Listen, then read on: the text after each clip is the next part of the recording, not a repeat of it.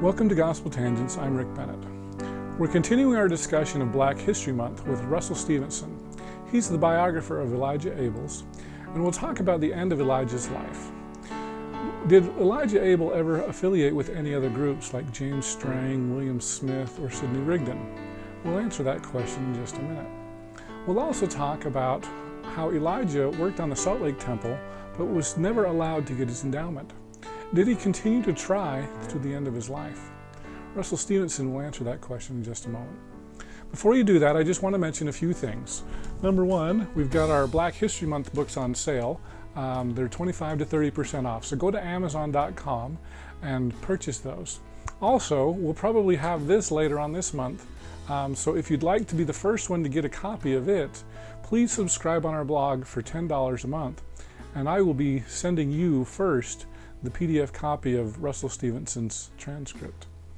Also, don't forget that John Hamer's book is on sale in Loch Mackay, so that'll be good. We've also got the Bible for Kids, so if you can have a fun thing for your children that I worked on with my children to put together and teach them some Bible stories. Now back to our conversation. You know, Elijah's already in Cincinnati. As you mentioned earlier, Warner McCary's run out of town. Joseph Ball, I think, leaves the church with William Smith. I think it's hard to know, but it seems like that's what happened. I know there's a question with Colonel O'Donovan as to whether, Joseph died. By now, James Strang has started to gather a lot of converts. And so there's a question as to whether Elijah Abel might have associated with James Strang there in Cincinnati. We know that Warner McCary was there in Cincinnati as well, so he obviously knew Elijah. Can you talk a little bit about the dynamics? You say obviously knew Elijah. You can say likely knew Elijah, okay, or even possibly knew Elijah. But we don't have any on-the-record interaction between the two. But it's not unreasonable to suppose they would have crossed paths somewhere. So as far as Warner McCary and Elijah Abel, I guess what I'm trying to flesh out there is there any indication that Elijah Abel joined with any other denomination, or did he stay with the Brighamite Church? We do not have any evidence, and at least any firm evidence, I should say, and I would even say any weak evidence, suggesting that he ended up disaffiliating with the LDS Church, or a la Brigham Young. The most that we have is that in 1850, Elijah lived again in the German quarter of Cincinnati, and there was an individual staying with him by the name of Henry Neisinger.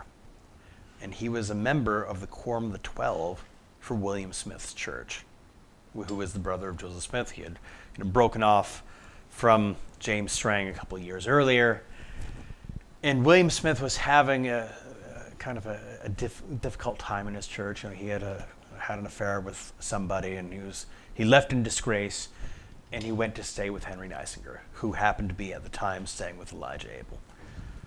Now, according to the documents that we have, we now know that the three men were in the same place at the same time, more or less. They certainly had interchange of some kind. The three men meaning Neisinger, William Smith, and Elijah. Okay.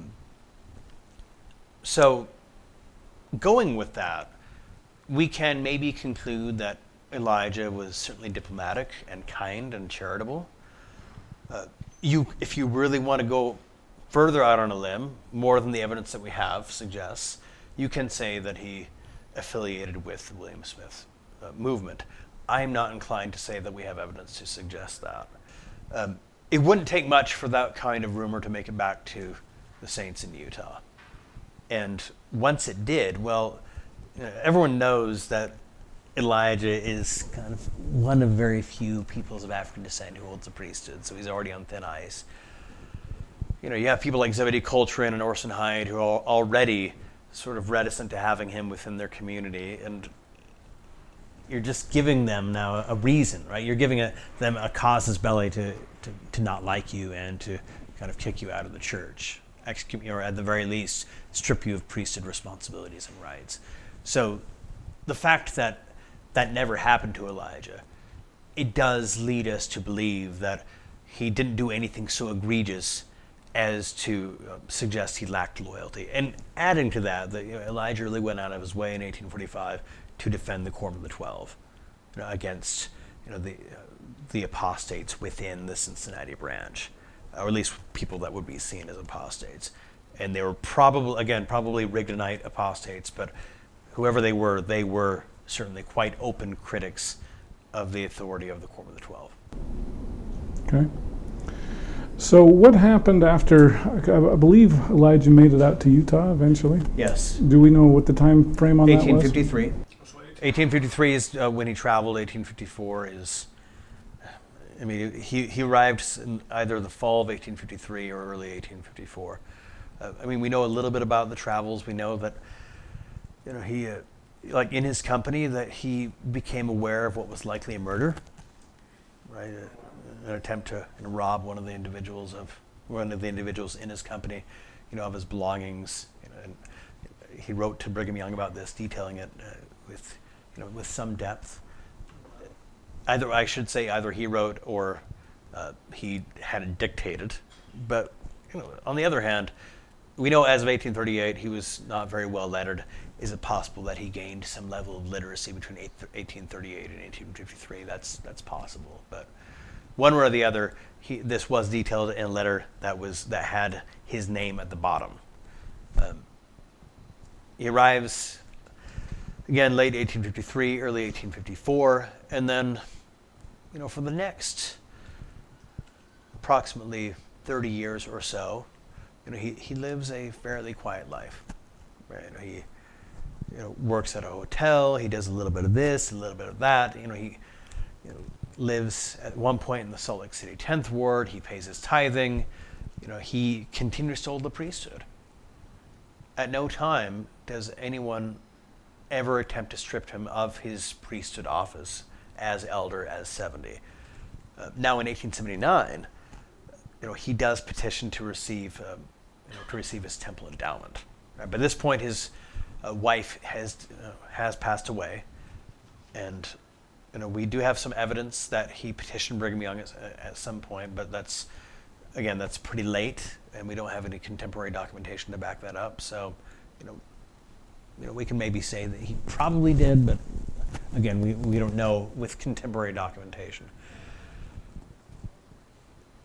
And in spite of his lobbying efforts, in spite of his known reputation and known history within the LDS Church, there are several men in the Quorum of the 12, including, especially, John Taylor, who ultimately decides that Joseph Smith jumped the gun, that he ordained Elijah to the priesthood before the word of the Lord was fully understood.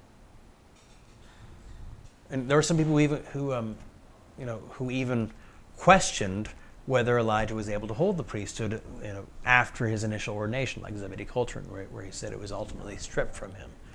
But we don't have anyone who ever disputed the fact that he was ordained to the priesthood at some point. Okay. So John Taylor in the 1879 just said, was it then or was it even later? It was 1879. He said that apparently this was a mistake. Yes. But he didn't strip him of his priesthood. He said, well, we're going to let the mistake stand. Yeah, because it was done before the word of the Lord was fully understood. Okay. So is John Taylor claiming a revelation then, or? There was a pretty well understood process for, submitting revelations to the body of the church. And he did not go through that process, right? And we don't have any evidence that Brigham Young went through that process either. So people can draw the conclusions that they wish from this.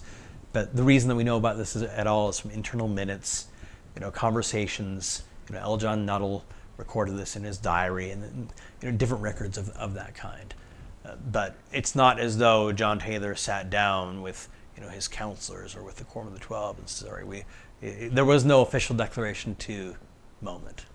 Right, we are now receiving word that Elijah was ordained before the word of the Lord was fully understood. It's more that it's pretty clear that John Taylor sees the word of the Lord in a particular kind of way. He has certain assumptions about what the word of the Lord is, and in his views, it does not accord with Joseph's decision.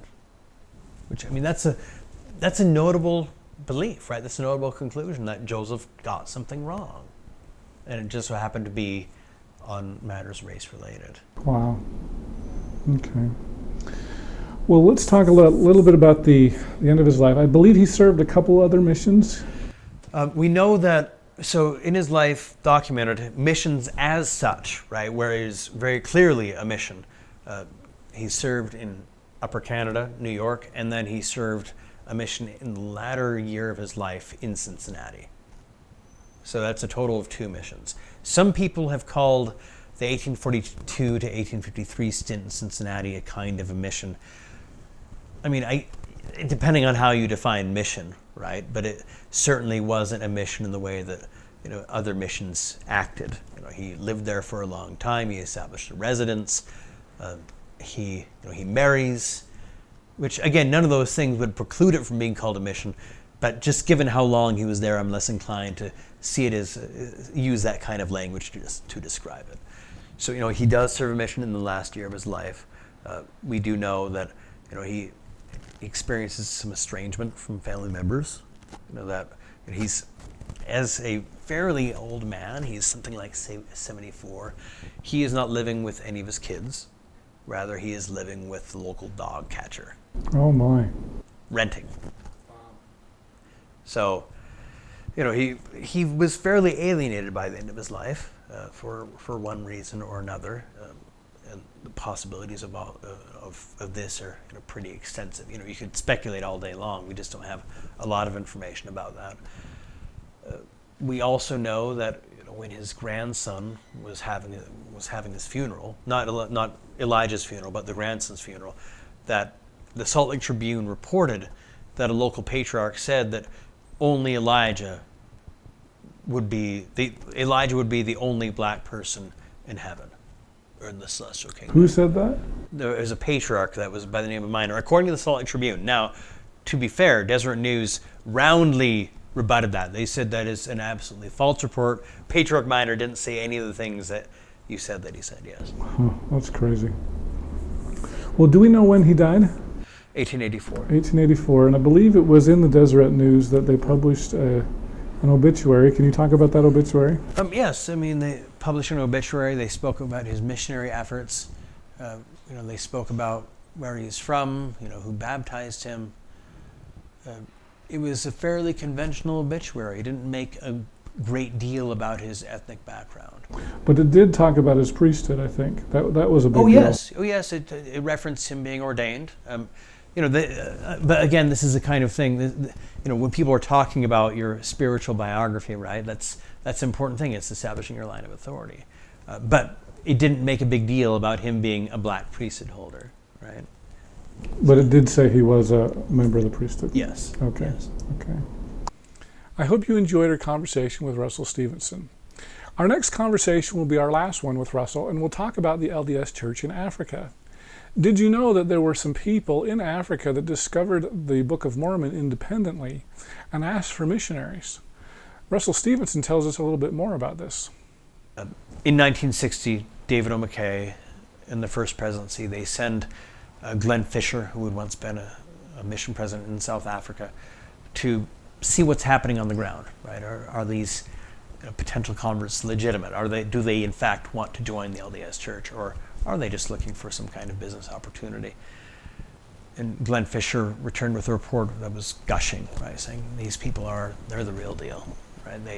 They crave Mormonism, they crave the LDS Church. Thank you so much for listening. Make sure that you like our page on facebook.com/gospeltangents. You can subscribe at youtube.com/gospeltangents. We're also on Twitter @gospeltangents, as well as make sure that you subscribe on iTunes so you don't miss any of our episodes. Thanks again for listening. Click here to subscribe, here for a transcript, and over here you'll see some more of our videos. Thanks again.